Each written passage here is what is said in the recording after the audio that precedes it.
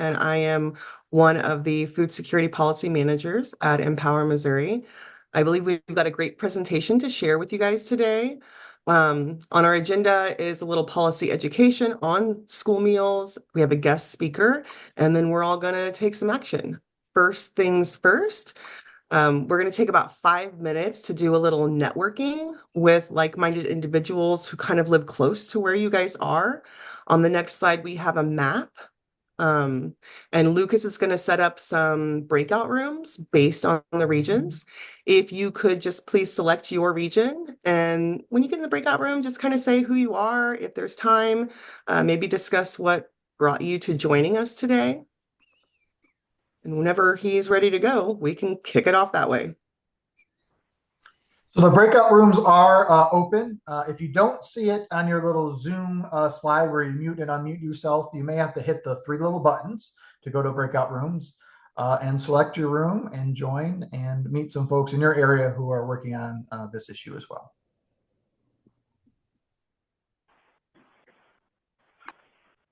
How do I get to a breakout room again? I'm sorry, I wasn't listening. I need to go to St. Louis. It should pop up for you, but I think Luke, we can also assign you. That'd be Karen. wonderful. Thank you. All right.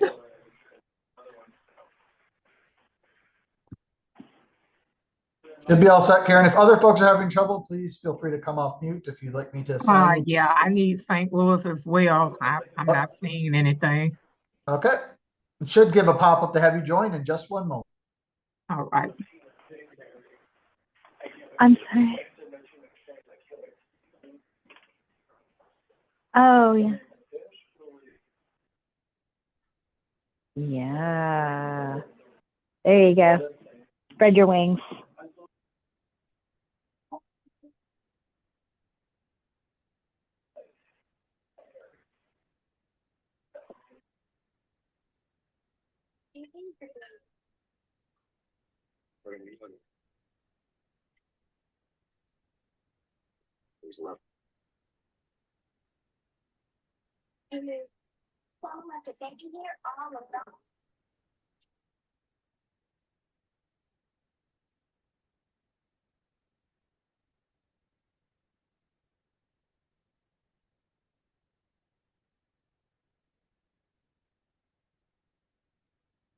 Hey, Christina, we've just got people picking out some breakout rooms for about 5 minutes. You're welcome to join one in your region if you want, or hang out here with us if you prefer.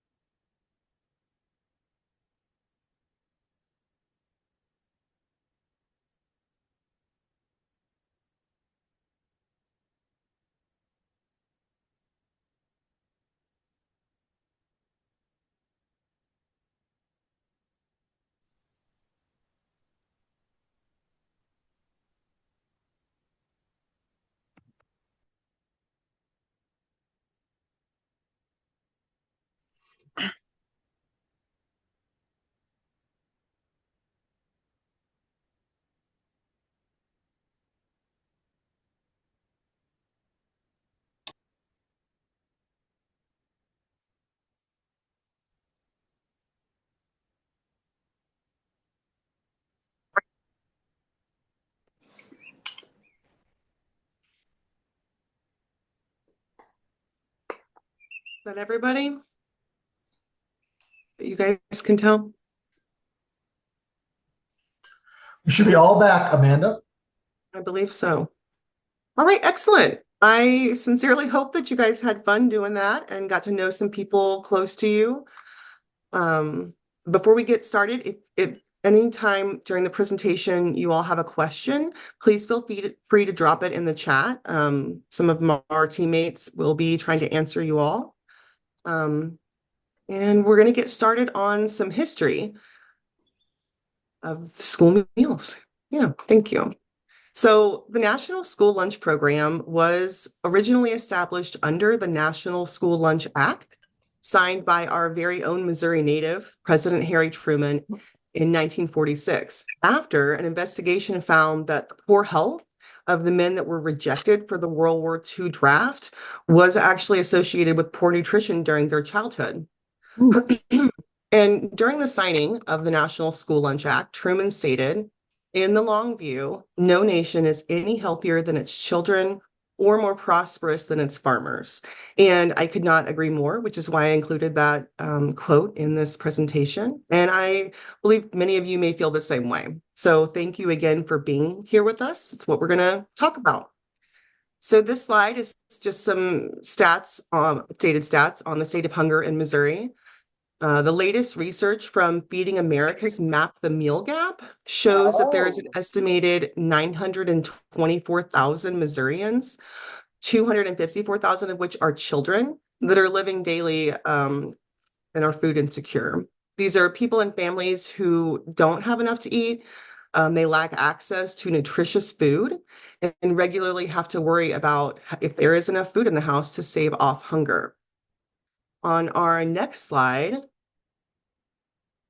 hunger hurts school performance. I personally tend to lean a little towards data, and there's quite a bit of research that's been published on the impact of being hungry while in a school setting, and I'm just going to share some of that information with you.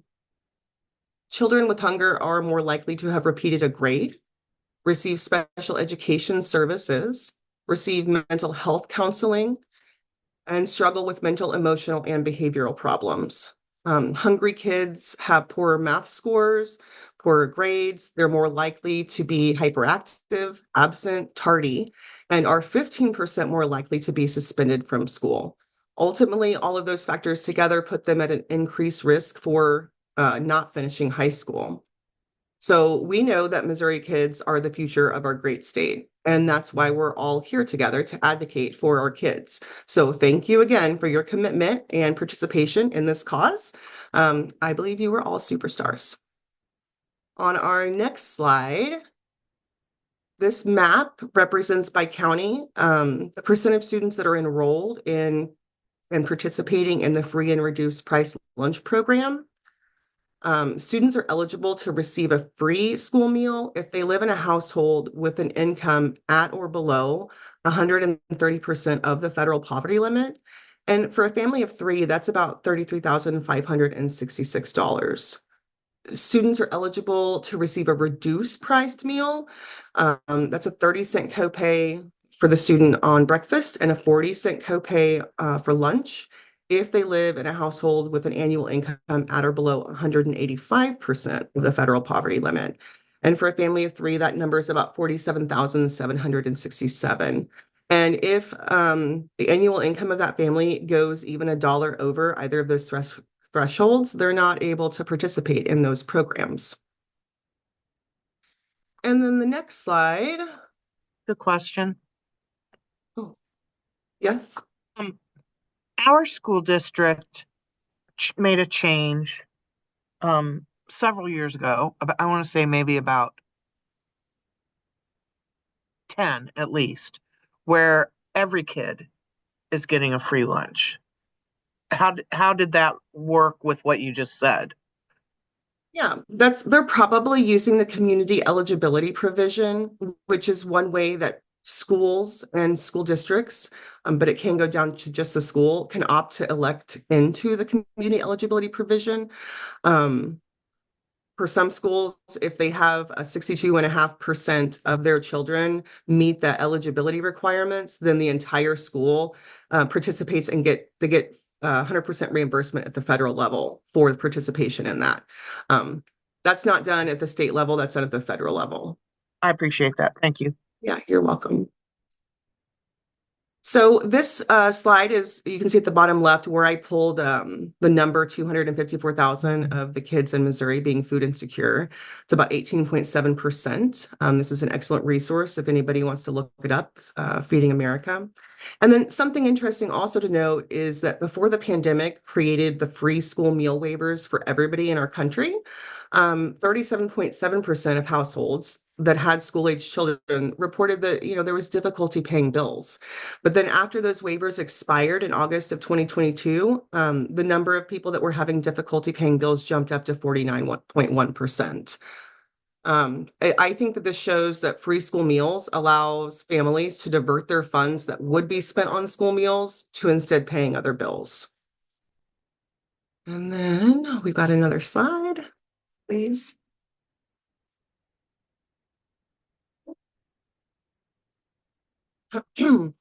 So extensive research has been done and linked participation in school meals to outcomes such as improving cognitive function, improving academic achievement, higher standardized test scores, and increased attendance rates. It's also been shown that participation in school meals actually increases the consumption of fruit, vegetables, and milk. And this helps establish lifelong healthy eating habits that can reduce the cases and severity of diet-related conditions such as diabetes, heart disease, and obesity, along with the costs that are associated with these conditions. The nutritional improvement associated with school meal participation has been proven to reduce negative health outcomes by at least 29%. And then one of my favorite studies was actually done by the Rockefeller Foundation, and they showed that for every $1 invested in a school meal program, that it provides $2 in health and economic equity benefits. So to me, that seems like a win. School meals are a critical source of nutrition, and for many children, and helping them learn and be active in the short term, but also to thrive academically, physically, and emotionally in the long term. It really is an investment in the future. School meals can account for over half of a child's daily calories, and these are kids who may not otherwise have reliable access to healthy food at home. But right now, more than half of the students who could benefit from school meals are not eating them. And there are many reasons for this, but two of the biggest barriers that have been identified that stop children from participating in school meals are the cost of purchasing the meal, and then the stigma of being singled out as needing a free or reduced price school meal. So on the next slide, we're going to discuss the benefits of healthy school meals for all. You guys can see those benefits there that came from FRAC, and they're a nationwide advocate for healthy school meals for all. But in addition to this, it's been shown that there's a 15% decline in suspension rates, improvement in mental health, and a reduction in anxiety and depression. There's increased academic outcomes and increased attendance. For school lunch specifically, participation is associated with a 14% reduction in the risk of food insufficiency among the entire household when at least one child is receiving a free or reduced price school lunch. Children in schools that participate in universal free school meal programs are no longer subjected to humiliating and unhealthy cheese sandwich policies, is what they're called. These are policies that require students who have accumulated school meal debt to be served a cold and less nutritious meal, such as a cheese or peanut butter sandwich.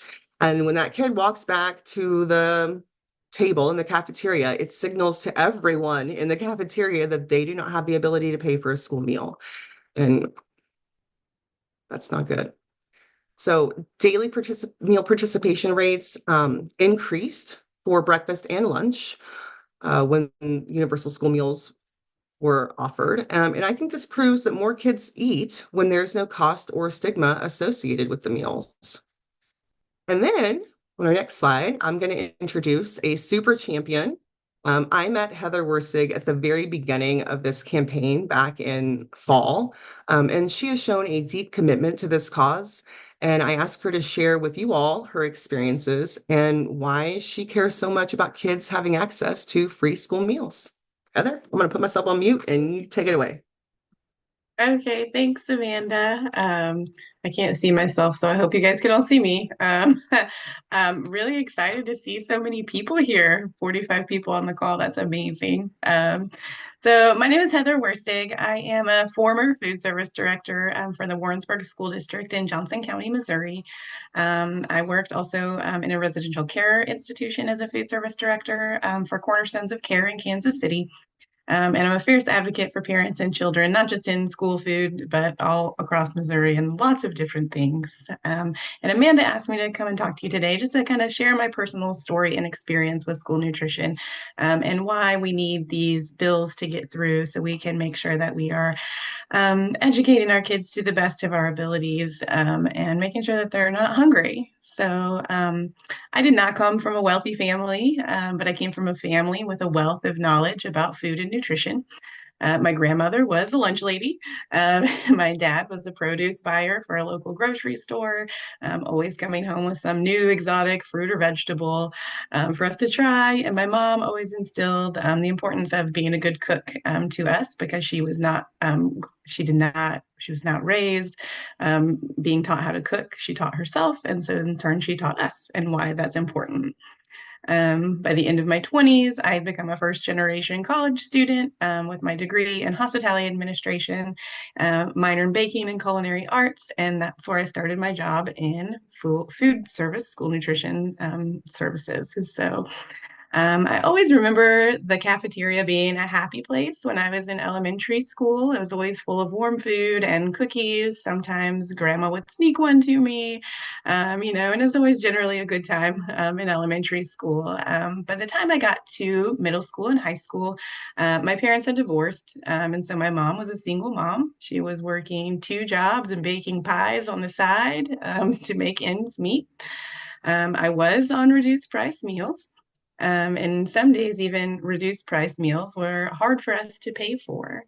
I remember feeling shame and embarrassment, when the cashier would say, "Hey, you have a balance. You need to bring in lunch money," or if you had to put something back. They did not have the cheese peanut butter sandwich thing at that point. I don't know where that came from, but it's awful. A lot of times I remember in high school also I would be running a little bit behind schedule and I would have to run into the cafeteria and try to get breakfast. And then feeling, very aware that I didn't have any lunch money or if I had to put something back, you couldn't charge breakfast at that time. And then overarchingly feeling very aware that other students, staff, and teachers clearly knew that we didn't have enough money to pay for meals at school. And I don't think that any child should have to deal with that. It was an adult problem that is still being forced onto children at school, in an environment where they're supposed to be learning, and not worried about how they're going to pay for lunch or what they're going to eat for lunch or being hungry because they don't want to be embarrassed about not being able to pay for lunch. So either way, we managed. I got through high school. I have no idea how many pies my mom had to bake for me to get there, but I did it. And so then fast forward through college graduation, I became the food service director for the school district here in Warrensburg. I spent 7 years there watching school meals, how they affected the life of many people, learning to understand the breadth of the program and how that impacts everybody in a school on a daily basis, from students, teachers to parents, even administrators. The paperwork for determining eligibility is so daunting. And I felt, even when I first started, very invasive. It goes through not just what your income is, but if if you are divorced or what your child support is, or if your teenage child is working, you're supposed to report that income as well. I didn't feel like that those were things that really a school nutrition staffer really needs to be made aware of. So I have seen families miss out on benefit eligibility by $1, just like Amanda said. If you're missing that threshold by $1, you can miss out on that, and that can be gut wrenching for some families. I've seen teachers and staff pay for student meals when they couldn't afford something, or if they were given the peanut butter sandwich. I did stop that when I worked there. I was like, we're not doing that. But um, so I've seen, the effects full circle of what this program does. And I've seen how through COVID, we provided free meals for everyone, and then we're not doing that anymore. And why? Why are we making this adult problem a child's problem during their school day? Why do they have to deal with feelings of shame and embarrassment when they're already likely dealing with some stressful situations at home that are out of their control? So I spent a lot of years trying to improve the school district and the meals there for our free and reduced students in particular. We had an alternative school at the time when I started there. Their meals were being transported from one of our other schools. They were cold meals every day. These kids were kids that were high school age, mostly couch surfing, homeless, having a lot of problems at home, lots of behaviors. So we set out to change that. I put a kitchen in that building and a cook, and we started serving home style hot meals. Behavior interventions decreased rapidly, and lunchtime became a time when those kids could start building community with each other. And it really helped them come together as what they call themselves the Reese family. So it's more of a family, a community now. And we also introduced a mobile summer feeding program for all of our low-income housing areas in Warrensburg. So we would take meals out to mostly Section 8 housing, 4 different locations, hundreds of meals, and every day there were kids waiting for us. Once they figured out what was happening, families would wait for us. They were excited to see us. And that increased our summer meal participation by over 65%. And at the school level, kids had healthy, nutritious choices. We started offering 2 fruits and 2 vegetables for them to choose from every day. So I left that job thinking that the world of school nutrition was headed in the right direction. And then COVID hit. So I had left the job at the school district and I found myself unemployed. And my children not only on reduced price benefits, but they were actually on free meal benefits because I didn't have a job. And I had forgotten to fill out a meal application with the school at the beginning of the year. And no one had contacted me until my kids' balances were well over like $200. And I was like, hey, whoa, one, I'm unemployed. And two, I knew how the system worked. So I was like, no, you were going to fix that. And we did, and we got it figured out. But I don't know if everyone here knows, but did you know that just because you qualify for SNAP doesn't mean you automatically qualify for free and reduced meal benefits? To automatically qualify, you have to either be in CEP, as we talked about, the whole school, or you have to qualify for temporary assistance for needy families. And even then, the system lags behind at the state level that they don't update that except for once a month. So the applications for SNAP and TANF are not synchronized across our government departments, even though they require the exact same information mostly. So I don't understand why we still haven't fixed that in our system. And it also trickles down to free and reduced paperwork, which would be eliminated, I feel like. So I eventually got everything straightened out, but not without also still feeling those same feelings, right? Shame, guilt, and embarrassment. So the systems that we use for determining meal benefit eligibility are antiquated. They are invasive. They are clearly inefficient. And we have seen that we can provide free meals to all of our students because we did it during COVID. So why are we trying to make all kids' lives a little bit better and a little bit easier when they're at school?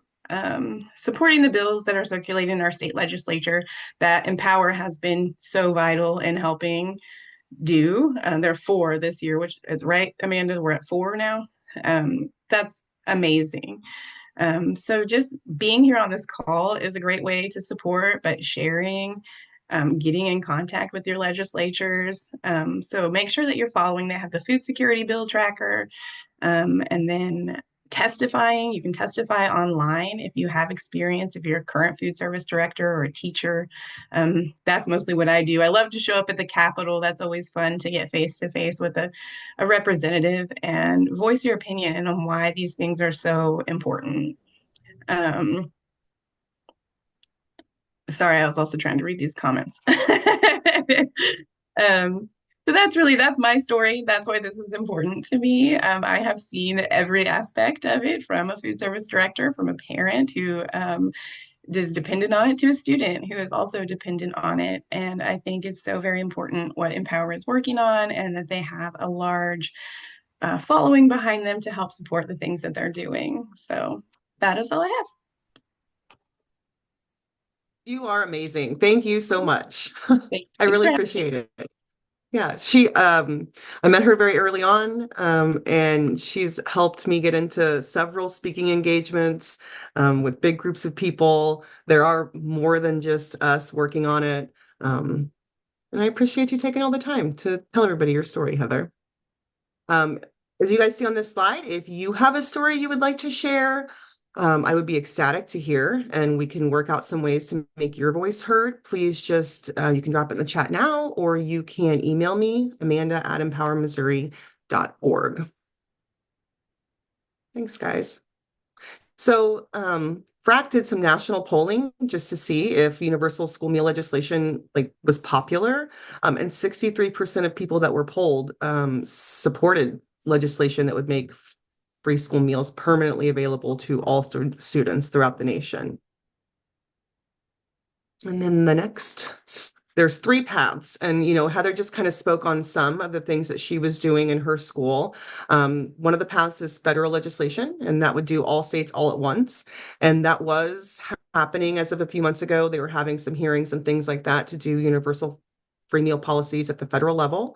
There's also state legislation, which is what we work on, Christine, Woody, and I, as food security policy managers, trying to get bills and things that will pass free school meal legislation at our state.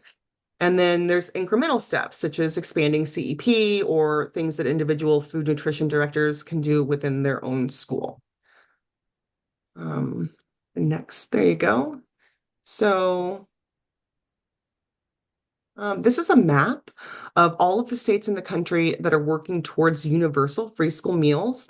The solid blue states are the ones that have already passed permanent legislation for universal free meals. And then all the green states are working towards that goal.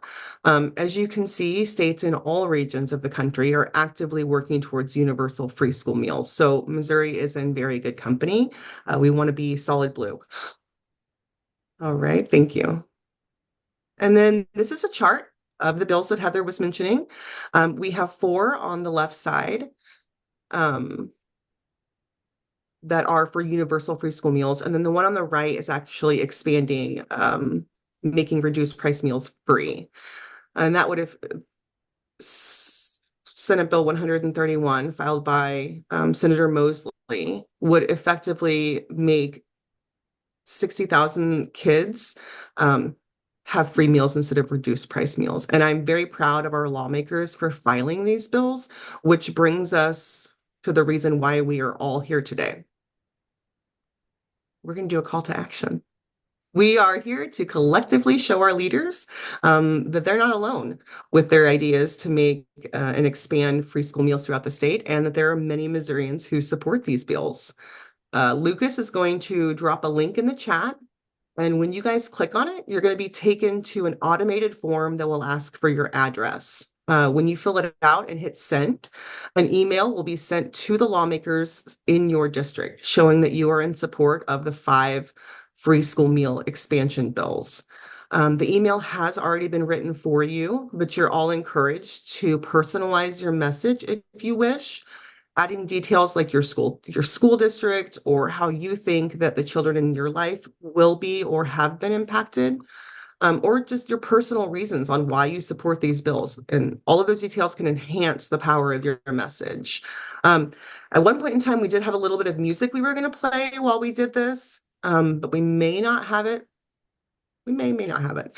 And if you find that you have extra time after you submit your form, please scan this QR code and that's on the slide and send it out to your personal and professional contacts.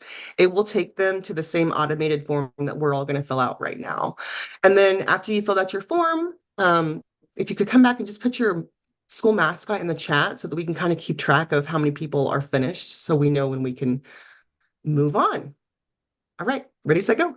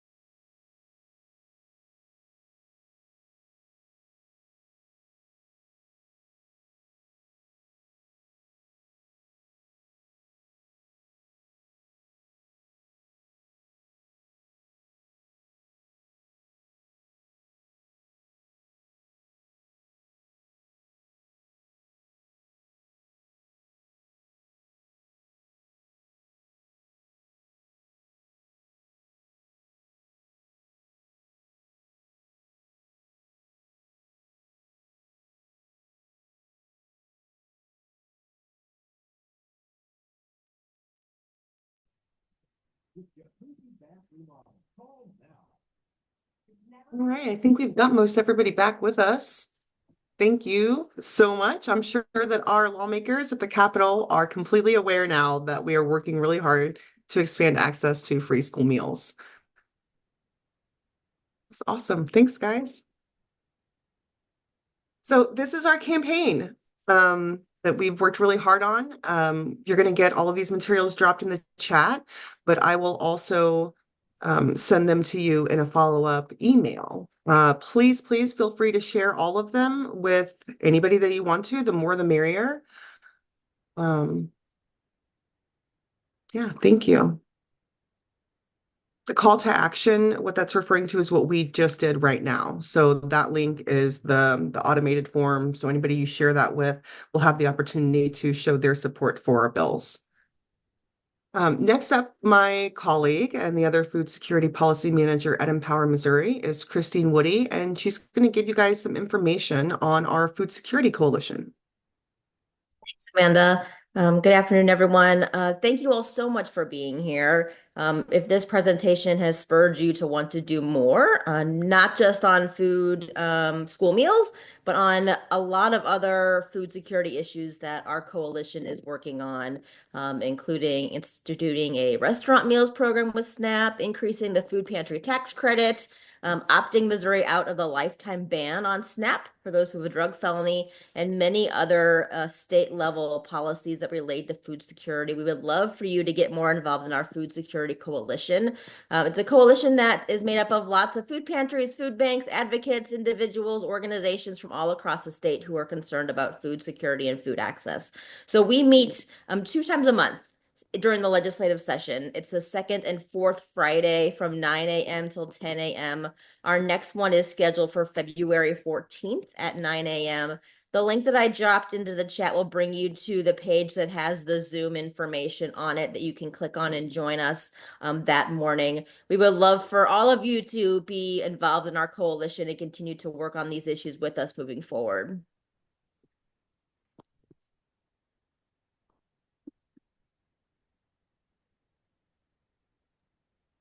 Great, thanks.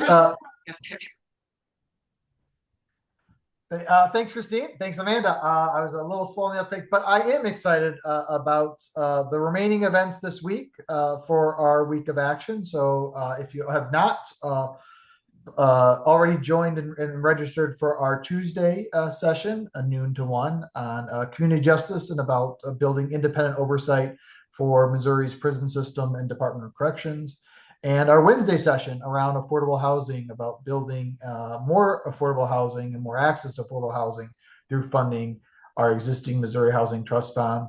I'm excited to see you at those virtual events.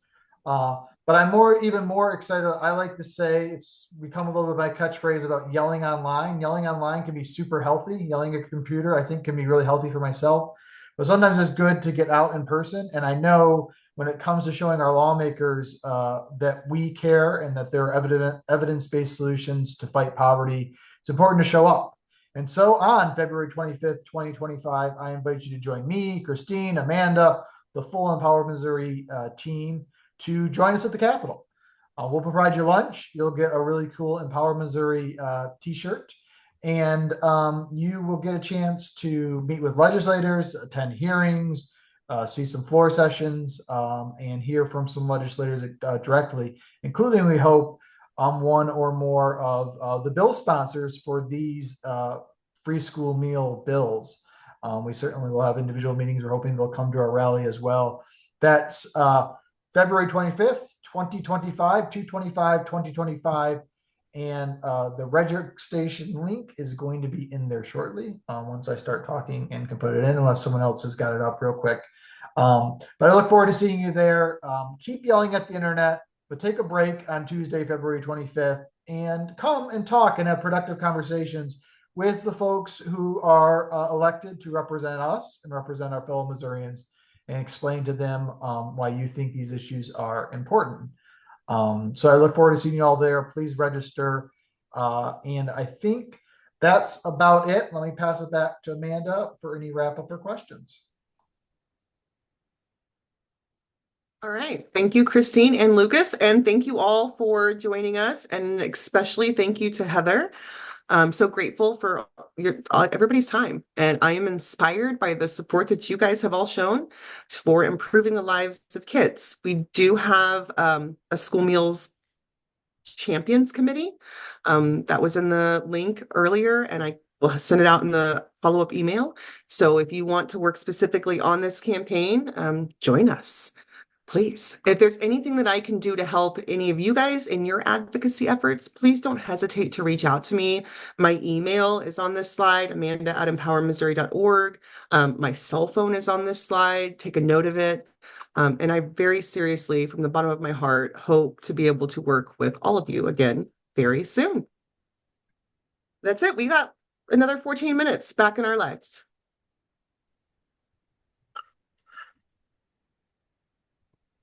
Thank you all for joining. Well, thank you.